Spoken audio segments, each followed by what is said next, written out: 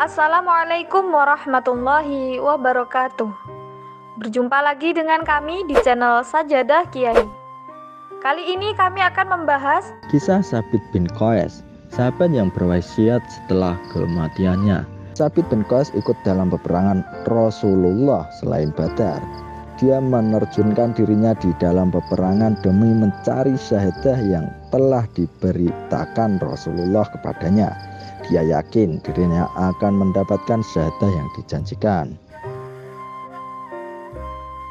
Hingga tiba saatnya terjadi perang melawan orang-orang murtad di bawah Musailamah al-Kadzab di zaman Abu Bakar As-Siddiq.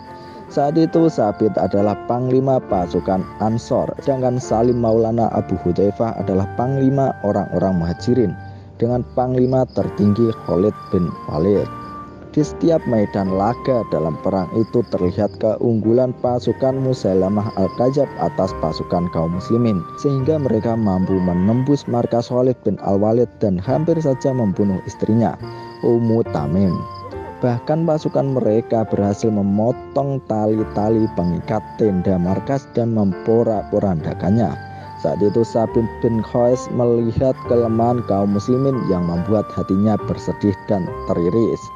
Dia mendengar kaum muslimin satu sama lain saling melemahkan, dan ini membuat dadanya sempit dan berduka. Orang-orang kota menuduh orang-orang pedalaman sebagai pengecut, sementara orang-orang pedalaman menuduh orang-orang kota tidak becus berperang dan tidak tahu memegang senjata. Sabit yang saat itu bersiap-siap untuk mati mengambil kain kafannya dan berdiri di depan khalayak. Ia berkata, "Wahai kaum muslimin, tidak seperti ini kami berperang bersama Rasulullah. Ini sangat buruk karena kalian membiarkan musuh kalian berani melakukan apa yang mereka lakukan terhadap kalian. Sangat buruk karena kalian membiasakan diri kalian dengan bersikap pengecut di depan musuh kalian." Lalu Sabit mengangkat kedua tangannya ke atas dan berkata, "Ya Allah, sesungguhnya aku berlepas diri kepadamu dari apa yang dilakukan oleh mereka, yakni Musailamah dan pasukannya.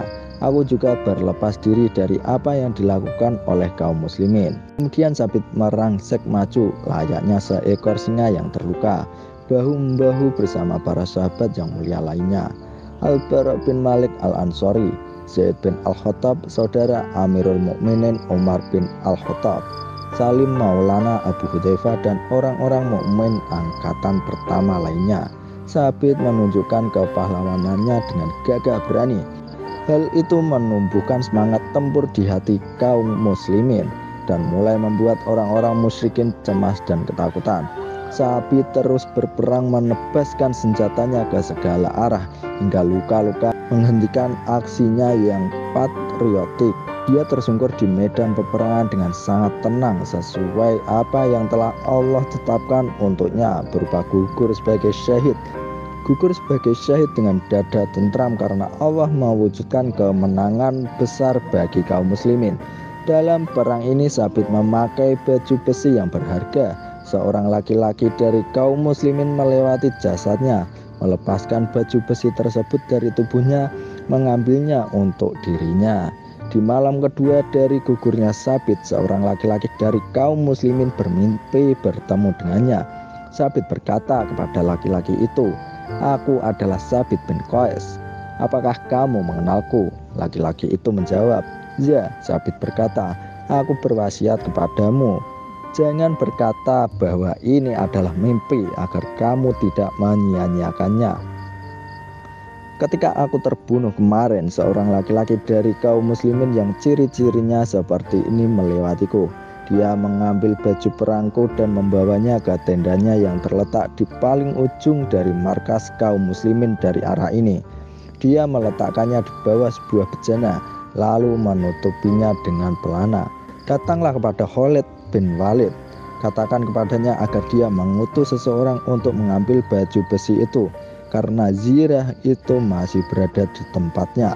Katakan kepada Khalid, aku mendengar orang-orang Madinah berkata, sesungguhnya Sabit memikul utang sekian-sekian, bahwa fulan dan fulan dari hamba sahayaku perlu merdeka.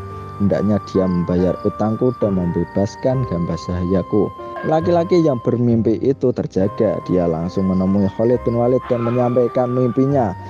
Khalid segera mengutus seseorang untuk mengambil baju besi sabit dari tangan orang yang mengambilnya. Saat laki-laki utusan Khalid itu kembali, tangannya menenteng baju besi tersebut. Ketika Khalid pulang ke Madinah, dia menyampaikan berita dan wasiat Sabit bin Qais kepada Abu Bakar As-Siddiq yang segera memenuhi wasiat itu. Tidak pernah ada sebelum ataupun sesudahnya seseorang berwasiat setelah kematiannya kecuali Sabit bin Qais. Terima kasih telah menonton video kami.